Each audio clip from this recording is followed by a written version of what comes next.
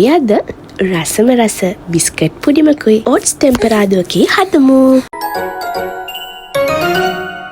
හයි කොහමද ඔයාලට? ඔයාලා මගේ මේ වීඩියෝ එක බලන්නේ උදේ නම් ඔයාලා හැමෝටම good morning.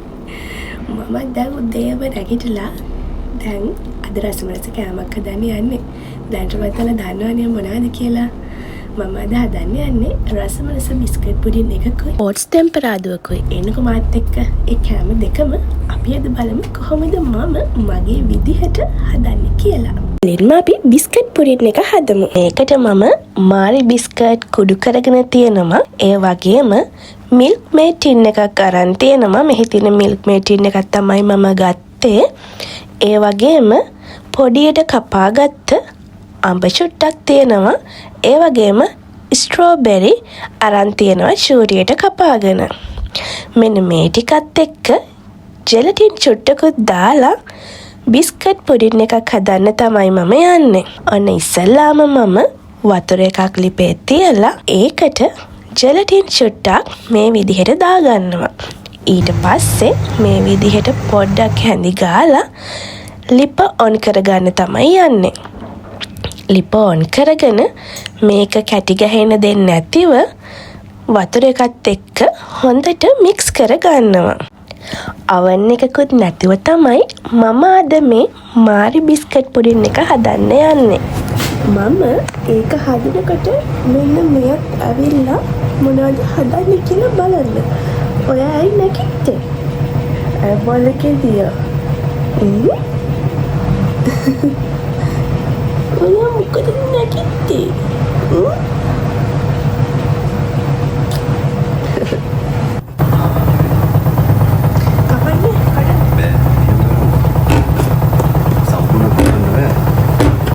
හස්බන්ඩ්ට කියලා මිල්ක් මේඩ් ටින් එකත් කඩාගත්තා. ඊට පස්සේ මම දැන් මේ මිල්ක් මේඩ් ටින් එක ටික ටික මේ උතුරන ජෙලටින් දාපු වතුර එකට එකතු කරන්න තමයි යන්නේ. මේ විදිහට හොඳට මේ මිල්ක් මේඩ් එක වතුරට දාලා ඔක්කොම මිල්ක් මේඩ් දාගෙන මේ මිල්ක් මේඩ් ටින් එකටම තව වතුර චුට්ටක් දාලා ඒක ඇතුලේ ඉතුරු වෙලා තියෙන මිල්ක් මේඩ් ඔක්කොම ටික අහපව් මම මේ මික්සර් එකට දාගන්නවා. දාගෙන මම මේ විදිහට මේක හොඳට උතුරනකම් හැඳි ගා ගන්නවා. උතුරනකම් හැඳි ගාගෙන මේක චුට්ටක් පැත්තකින් තියන්න ඕනේ නිමෙන්න. ඔන්න මම ඒක පැත්තකින් නිමෙන්න තියලා ඊළඟ කෑම එක හදන්න තමයි යන්නේ. දන්නවනේ මම මේ හදන්නේ ඕට්ස් බැදුමක්. ඉස්සලාම බටර් චුට්ටක් දාගෙන ඒකට ලුණු ටික දාගන්නවා. ඒකටම මිරිස් කුඩු චුට්ටක් සහ ලුණු ටිකක් තමයි මම මේ දාගන්නේ. වෙන මොකුත්ම මම මේකට ඇඩ් කරන්නේ නැහැ. ඊට පස්සේ ලුණු ටික චුට්ටක් ටෙම්පරාදු වේගෙන එනකොට ඒකට මම ඕට්ස් ටික ටික ඇඩ් කරනවා. මේකට මම ප්‍රමාණයක් නම් මම මේකට කියන්නේ නැහැ. ඔයාලා දාගන්නේ ලුණු වලට අනුව ඕට්ස් ටික ටික ඇඩ් කරගන්න. ඊට පස්සේ ඒක චුට්ටක් මික්ස් කරලා ඒකට වතුර ටිකක් දාගන්න. සාමාන්‍යයෙන් ඕට්ස් ටික පෙගින තරමට. ඊට පස්සේ ඒ ඔක්කොම දාලා පොඩ්ඩක් මික්ස් කරලා ඒක වහලා තියනවා චුට්ටක් ඒක තැම්බෙනකම්. ඔන්න ඒක වහලා තියලා මම දැන් ආවේ පුඩින් එකේ ඉතුරු ටික හදන්න. දැන් මගේ මිල්ක් මේඩ් මික්සර් එක නිමිලා තියෙන්නේ. ඊට පස්සේ මම දැන් මේකට මාරි බිස්කට් ටිකක් යටට දාගෙන දැන් මම මේක ලේයර් කරගන්න තමයි යන්නේ. ඉස්සෙල්ලාම මාරි බිස්කට් 6ක් දාගන්නවා. ඊට පස්සේ මේ ටික මම පෙගෙන්න ඕනේ නිසා මිල්ක් මේඩ් චුට්ට මේකට ඇඩ් කරගන්නවා. ඊට පස්සේ මම ආයෙත් මාරි බිස්කට් ටිකක් දාගන්නවා. මේ ලේයර් එක හොඳට ඝනකමට තියාගන්න ඕනේ නිසා. ඊට පස්සේ ආයෙත් මම මේක උඩට මේ බිස්කට් ටික පෙගෙන්න මිල්ක් මේඩ් මික්සර් එකෙන් දාගන්නවා. ඔයාලට කැමති විදිහට මේක දාගන්න පුළුවන්. ඔයගොල්ලෝ විදිහට ඔයාලට මේ ලේයර්ස් වලට දාන විදිහ වෙනස් කරගන්න පුළුවන්.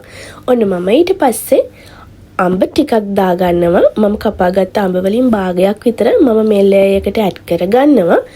ඊට පස්සේ ඒක උඩින් ආයෙත් මිල්ක් මේඩ් චුට්ටක් ඇඩ් කරගන්නවා.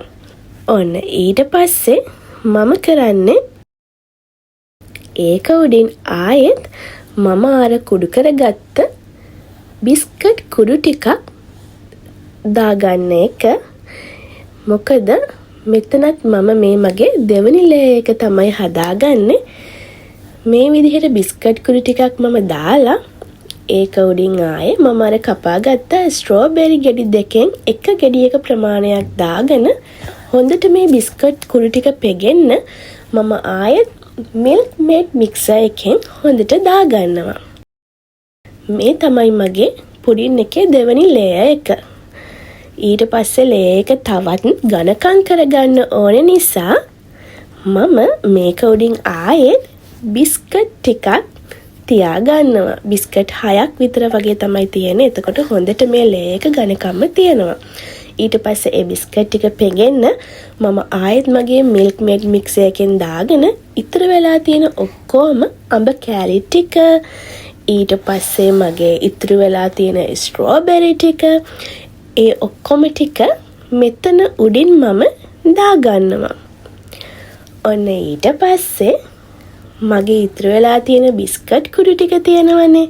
ඒ බිස්කට් කුඩු ටික ඔක්කොම මම මේ අඹ, ස්ට්‍රෝබෙරි, මේ බිස්කට් ඒ ඔක්කොම ටික වැහෙන විදිහට මගේ අන්තිම ලේයර් එක විදිහට මම දාගෙන අතර ගන්නවා. තුන්වෙනි ලේයර් එකත් හරි. මේ විදිහට මේ ඔක්කොම වැහෙන අතරගෙන චුට්ටක් හැන්දෙන් එක පොඩක් තලන්න. එතකොට ඒ ලේයර් එක ඝනකම්ම හිටිනවා. ඔයාලා මේ බිස්කට් පුඩින් එක හදනවා නම් බිස්කට් කුඩු ටික මීට වඩා ලස්සනට තලා ගන්න. ඔන්න අපේ බිස්කට් පුඩින් එකේ ලේයර්ස් ඔක්කොම ටික දැන් හරි. දැන් ඉතින් මේක වහලා ෆ්‍රිජ් එකට දාන්න තමයි යන්නේ.